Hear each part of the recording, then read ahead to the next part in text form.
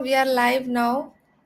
Thank you so much for joining this evening for a very, very special show. And this is being the one of the founding episodes of this show. So, welcome again. Hi Ranjani, I am so happy to be here. Great, great. So, Kavitha and me, I'm Ranjini Sanjay. I'm a business coach as well, like her. And we are like, no, we have been in business for a long time with many other expertise behind us. Today, this show is all about helping women entrepreneurs mainly with a topic we have chosen to address today is how to scale. Scaling is scaling your business, what challenges they come across, and how as we as mentors and coaches are helping ourselves, our community, and we are here to address this at a public platform. So the live streaming is available both on YouTube and LinkedIn, and very happy for those who will be joining us live or watching us recording. Please drop your questions if we miss to answer any of it no, during this conversation. All right. So before I go ahead, I just want to ask Kavita to quickly introduce yourself so that the listeners can understand the kind of business coach you are and what's your expertise. Hi everyone, thanks for joining in live and whoever is going to watch it later. I am Kavitha The Coach and I have worked in different niches with my coaching. I am a qualified ACC coach, now pursuing my PCC and ACTC. I specially work with women entrepreneurs on work-life harmony. So, where your business coach gives you all the tips to scale your business, your life coach gives you all your tips to uh, work on your life, and somewhere we need somebody who helps you in time management to work on these goals. And I am the person who comes you there, where I help you work on your work goals and life goals together with time management and productivity. I have worked with 300 plus women entrepreneurs with one to one coaching and group coaching. And I'm so glad to work here with Ranjani, who has her expertise in scaling up businesses for women entrepreneurs. And we have come together here so that you can find the answers you are looking for. Wonderful. Thank you so much, Kavita, for the powerful introduction. And as she was telling, we have so many people to support us, you know, and yet there are things that needs to be addressed. So we were going to take them one at a time. So shall I ask you the questions that we have got from the people that I accumulated from the last few weeks? We have been, talking about this show, and the first one is you know uh, like when it comes to starting, or thinking about scaling your business, or making it sustainable, what do you think what steps ideally you should take to, even when you are really thinking about it, so a foundation, I would say, what do you suggest? I'm not sure how did you pick this question, but this is exactly one question. Yesterday, somebody asked me in a coaching conversation. Great. So, when we speak about scalability, the number one thing which comes is fear of success. Most of the women are afraid, I'll use the word afraid to scale, because they are afraid that what will happen to their family if they become very successful in their business, or what will happen to their business if they are spending a lot of time in their work. So when it comes to scalability, the first thing which comes in your mind is fear of success. The second is fear of failure. Hmm. So let's first address what does success means to you in scalability. Not everybody needs to start a multi-crore business. Not everybody needs to stay with a lakhs turnover business. So what does scalability mean to you, and how do you think you can manage your success? And in case there is a failure, what is the foundation for you to do it? Yes, entrepreneurship is risk taking, but Hmm. as Ranjani also says, that what percentage of risk you take. So deal with your fear of success, deal with your fear of failure. That will set you the foundation for your scalability. Everything else will start with the blueprint. Hmm. Wonderful, wonderful. So even no, while I was looking at uh, no, working on my own business, because I consciously took a decision this year very early. And when you put yourself out at a next level in your business, so you see more work, more responsibilities, more, as you said, the fear of failing and trying new. And I would say, as you said, the calculated risks that you take, I know it is, you can kind of navigate. It was going to be a bumpy ride, but having a support system around you also helps. So, first of all, rightly you said you need to first prepare yourself, like you're up to something to, you're leveling up your, ceiling that you have. You already hit a plateau. Now you're growing to next level. So again, we become a student, we learn the things to get there. So over a period, building a support system around you always helps, from the foundation till you sustain the success for a long term. I would, consider that way. So moving on, Kavita, I just want to ask you one more thing. Like, as you said, the overcoming fear and failure. Do you have any strategies around, like, which you teach or which you advocate in your community? Because you're somebody who is an accountability partner. So this is often the first enemy that you hit on a weekly basis on your calls. So how do you, manage, or to overcome all of these barriers? So we are building a group called as mastermind groups, where Hmm.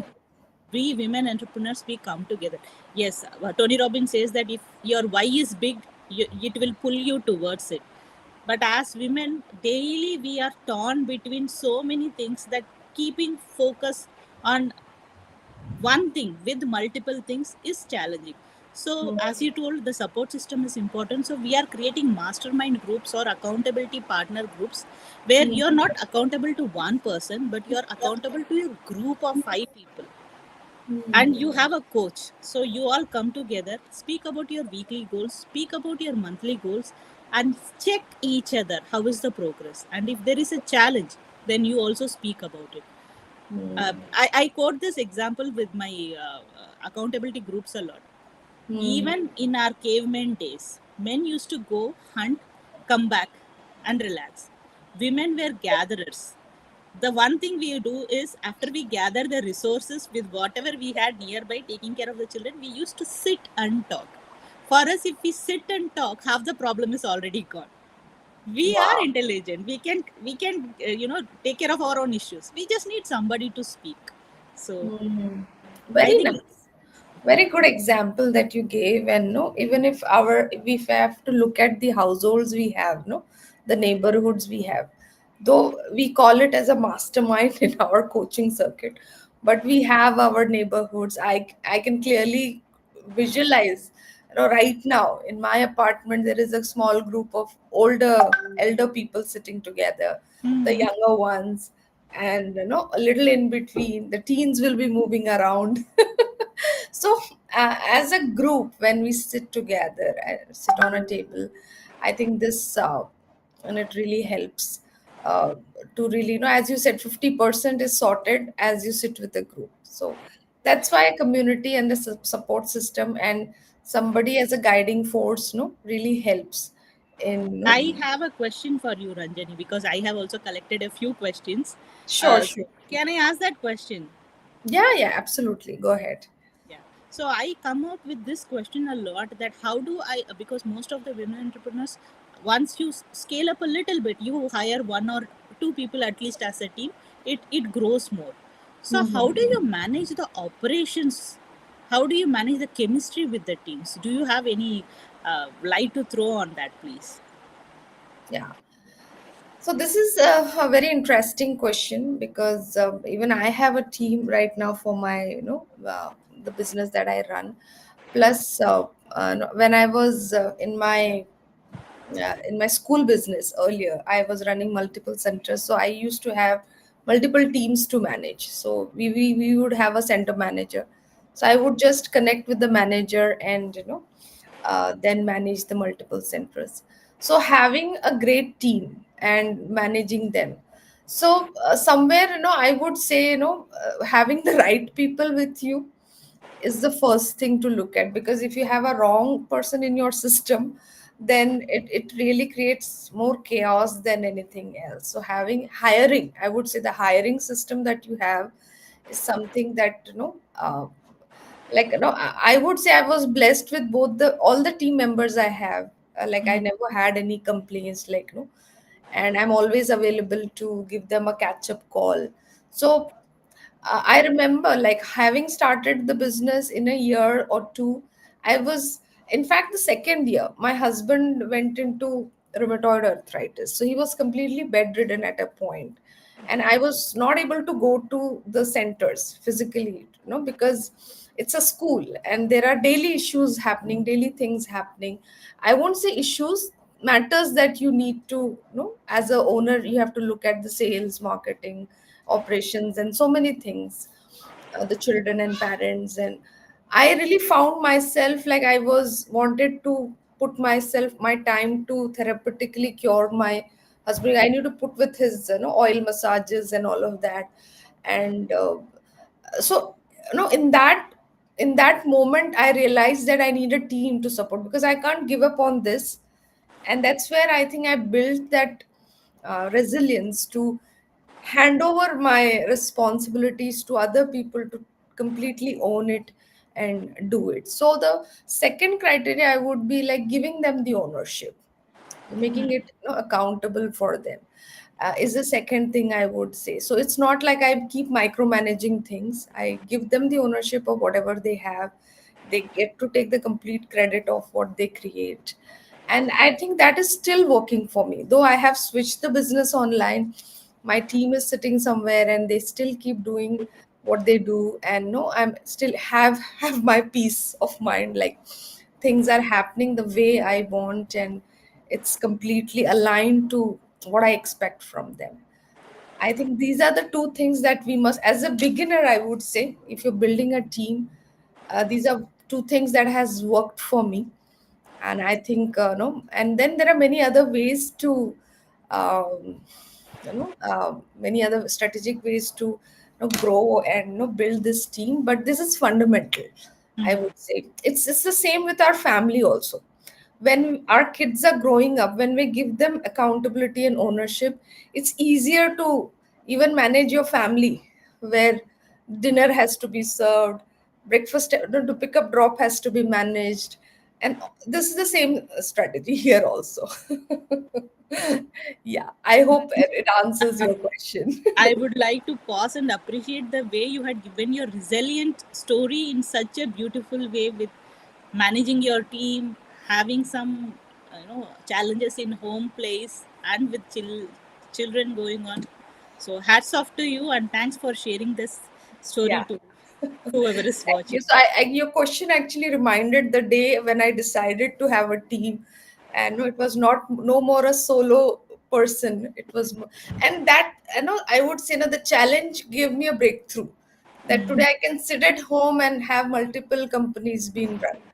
And that's the beauty of team, that you can say that I have multiple hats, multiple people are managing it.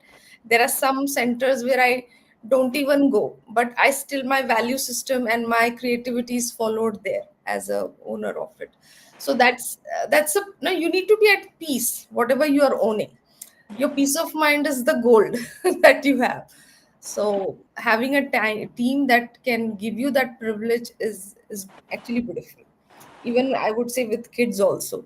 As Mhm. I'm sitting and talking to you, what's happening outside, we always have this anxiety, like did they have their food, is some gas is on or not, or the door is open or not, no, my son has gone run away. There are many things to consider. So yeah, having a great team and a team leader that can support the effectiveness is very important. So somewhere it starts with you. Beautifully put. All right, so time for your question. Um, I would ask you this, like, though we both are, I would say, at family levels, we both have three children. So it's nothing like no ek no hum ek dusre se kam nahi hai when it comes to the home ground. So how do you manage, or I would say, without even sacrificing your time with family? How do you really keep up with growing and your ambition of growing your business? So how do you manage that? Yeah, it took me a few years when we started it off, because as you know, I was working as a banker. So I was doing a day job in bank, running a business, and then having kids in home. So with that, this seems a bit easy. Now my children are also grown up. But when you ask me how do I do it, the number one rule I have is, like, I have two phones, one personal phone and one business phone. When I'm doing business, the personal number is in silent, and when I'm doing my family when I'm with my family, the business is in silent. Wow. Only my close family members know both the numbers, so that in case of any emergency, they will call the business number. So if they are calling, that means it's an emergency. So that is a ground rule we have in home. And when I am with family, my children know that I am not going to even think or business. Like, with great practice, I live at the present moment. If I'm speaking with Ranjani, everything is shut down. I am speaking with Ranjani because I know few people are going to get benefit by it. If I'm with my kids playing the silliest games, even though my business has some urgency, I know Hmm. it will wait, because the time with my child is precious for me. I'm not going to get it again. So, Yeah. the basic ground rule is be present at the moment. And one more thing I would like to say is, when I'm attending any session, 98% I attend with my video on. It is not that I am attending some webinar or some session and doing some work, because Hmm. the more I show up for myself, for my business, or for my learning, the more my business is growing. So Wow. it doesn't have any direct effect, but it has an effect on ourselves, because Hmm. especially women, I have seen, we switch off our videos, we try to do multiple things at the same time, we think we are multitasking. No human brain can attain productivity with multitasking. Hmm. So let's stop do multitasking and be present at the moment. That gives more peace and more productivity. Yeah, very good point when it comes to productivity, like just being there and fully there. You know, I have seen mentors and coaches being very strict about it. Like if you're there, be on a video on, and otherwise don't come because anyways it's not going to serve you. So having just parts and portions of the training, and nobody is really going to go back and watch a recording also unless they're intended to intentionally learn it, they can go. But otherwise 90% I would say never go back to the recordings. Yes. So yeah, living with the present moment is a very very good example. And yes, I have right. a question. All right, go ahead. How do you develop these high ticket offers and pricing strategies? All right, this is a talk of no, if you if you have to look at the social media, I think maybe I am a high ticket coach. That's why I get to see it more. But it is there. I think No, 2024 I am able, I got this question because so many people, you open the reels, everybody speaks about high ticket high offers. ticket only. Like so, 2024 year 2024 especially has been a year of high ticket. This high ticket word has been the most trended word on social media, I would say.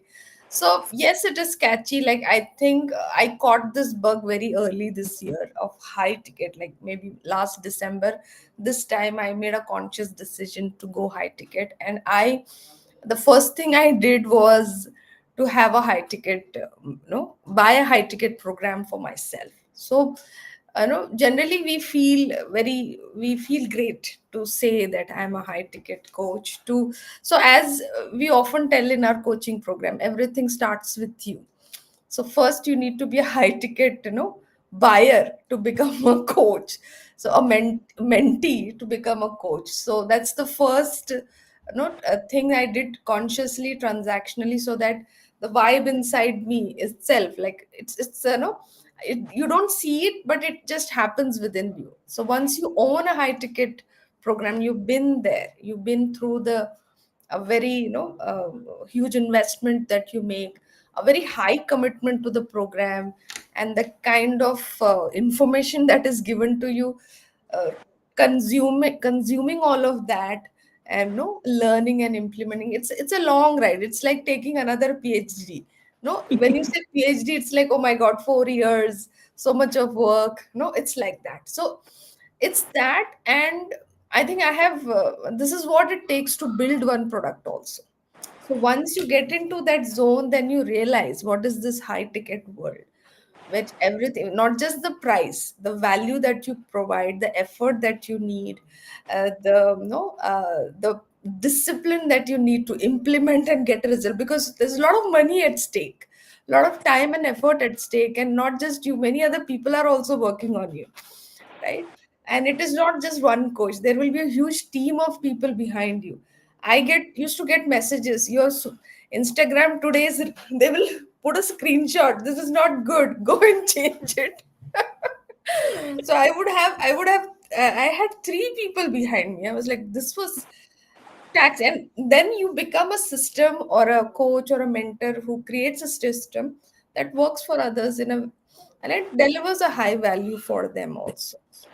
So definitely, whatever X you want to, multiply in your price, that much X you need to bring in your time, effort, commitment, and money.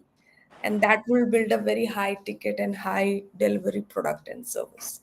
So this is what I would tell for any industry, not just to coaching. It is that. You have put amazing things in shorter words. And yes, I would like to add one or two things for the same. As you told, when you go to your high ticket experience, then you understand the system, the discipline, the energy people have. Then you can build one.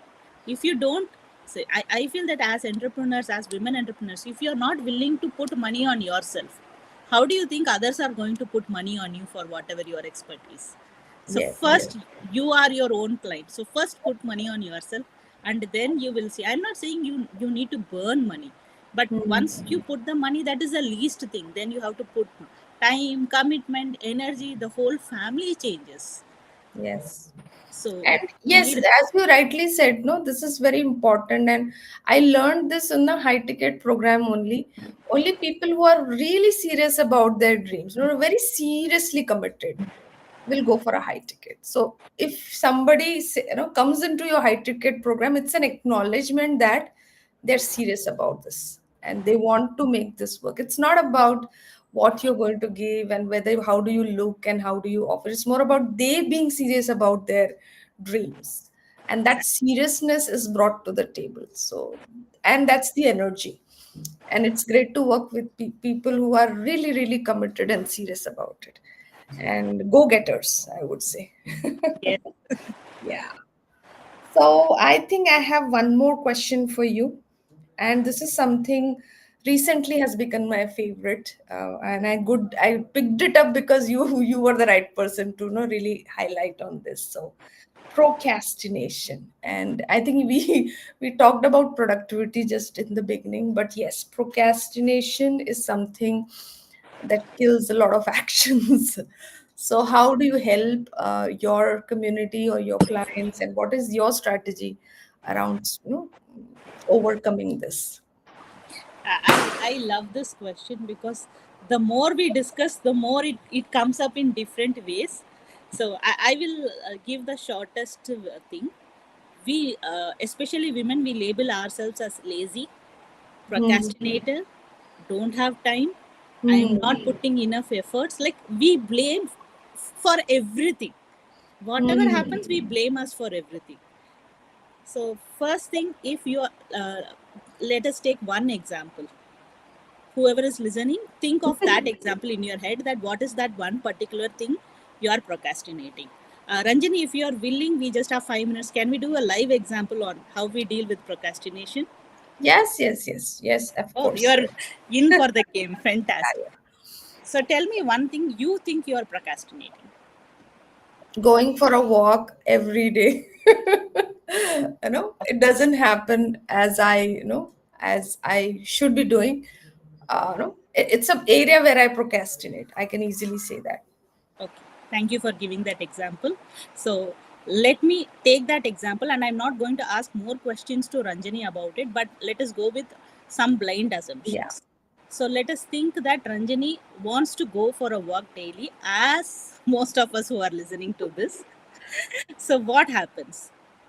First thing, suppose you want to go for a walk in the morning, then it is directly related with your sleep schedule.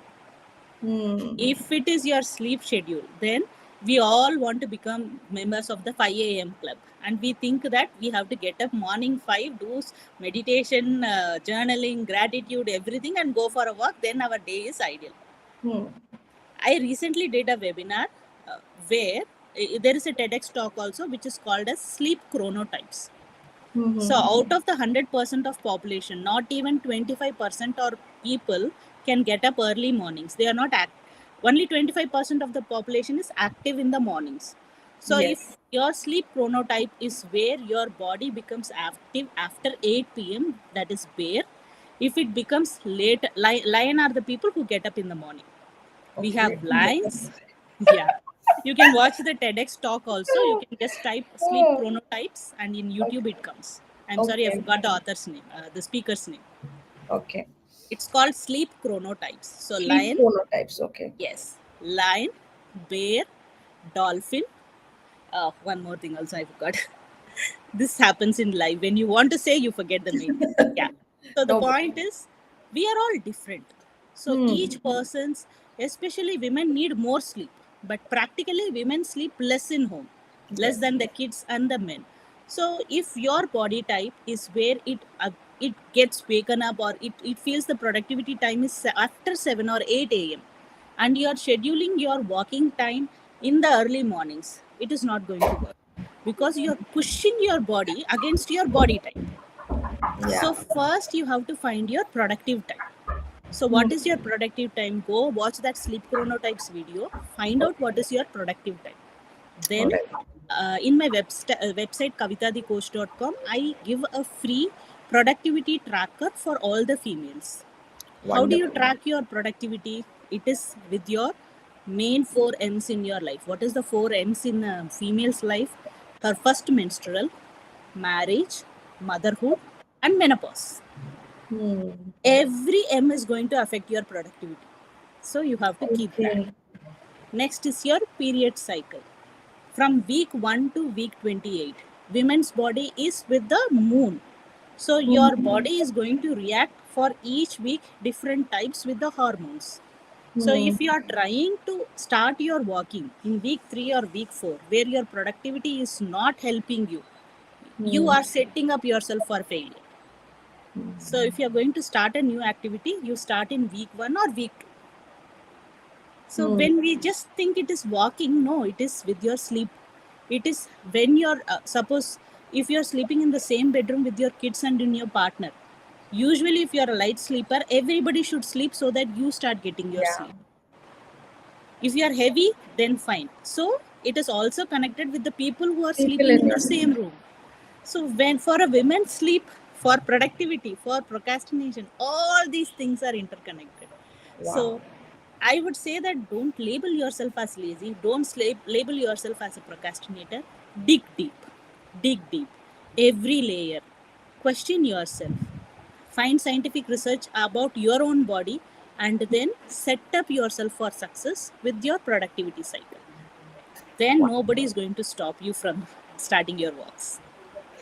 Wonderful. That was so amazing. Thank you so much. I am happy to know this as a host and speaker of this session. Like there is something like this. I was totally unaware of this. I will surely go and check this out. So Kavita, before we close, I just want to know like how you are helping. Like you have given good enough insight around productivity and what else. Uh, if people want to know more and how they can connect with you, if you can share a little bit information and what are the services that you have and who it is for, definitely for women entrepreneurs, but how is it planned, structured, and tell us little about that as well. Yeah. So I run different programs for women entrepreneurs, but in one sentence, if you want to know whether you need to work with me or not, then one question I would throw is, are you happy with with your work life balance? Are you Hmm. having time for your self care? Are you having time for your me time? Are you feeling that, okay, I am happy when I'm going to sleep in the night? If your answer is yes for all the three, you need not contact me. You are very happy. But if not, then please connect with me at kavithathecoach.com. My name is here, my website is the same. Contact me to kavithathecoach.com. We can work one to one, or I also have group coaching programs. As a group with other women entrepreneurs, let us all work together, because I feel that as women, we are gatherers. We can all grow together. It is never Kavita can grow or Ranjani can grow. We are women. We have to grow together. So that is how we grow. And I'm waiting for you to work with me and Ranjani and all the other women out there. Thank Wonderful. you. Thank you so much, Kavita, for sharing this amazing information. And definitely, people in my network and on social media who follow me, and when they hear this conversation, they will definitely reach out to you. And this was a good start. Ranjani. Yeah. Yeah. So since I'm also tagged in this, my followers and my well wishers and my audience would also like to know what do you do and what specific services you do, so that you can help them when they reach out to you. Yeah, so I basically work with life coaches as a Mm-hmm. business coach, and I have narrowed down my niche further in this year, and maybe I will further focus on helping life coaches build their coaching academies. This is going to be my next year in 2025, where we are going to go at a institutional level. So not just coaches making money online, it's about helping them having their own academy, a university, or maybe if you have somebody who has a vision of having your own mind valley, this is a place where I am. And um, each coach, each person, we have a mix of potential, mix of experience and expertise, and that can be curated in a way that it becomes their own unique brand in this industry, and they don't have to copy others, or no, it's somebody who has to uniquely position themselves. It's not about copying one formula that is working in the market right now. I'm interested in working with people who want to have their own legacy, and that is something that they live like. Recently, the Tata Group chairman, Mr. Ratan, left. He has left a legacy of his own, the person he was, and it's there in all the things that he created. And I think humanity will be always grateful for what he created. So, if you want to be somebody like that, so this is we are in the making of, and I would be interested in helping people do that, and that's about me, and I'm available on LinkedIn. And Kavita and me and many other women will come in this series of conversations and different topics to cover. You can also reach out to us telling the topics that you want us to cover, so that it becomes a movement of empowerment across the world. So yeah, thank you so much, dear, for asking me. Thank you. And I think we had fun, and I got to learn a lot from you, and having shared this opportunity to share what I'm up to in the next year. So I'm just beginning because I'm preparing for 2025, so it just came to my mind. It's a great way to start, and this is what we are building communities coming together, and I'm more interested in coexistence rather than competition. So I prefer that, like, we exist, grow together. It's for everyone. Yeah. Definitely, definitely. Lovely speaking to you. I had lots of fun, and let us look forward to do this again. Yeah, yeah, sure. So take care. Good night for now, and I'll see you soon.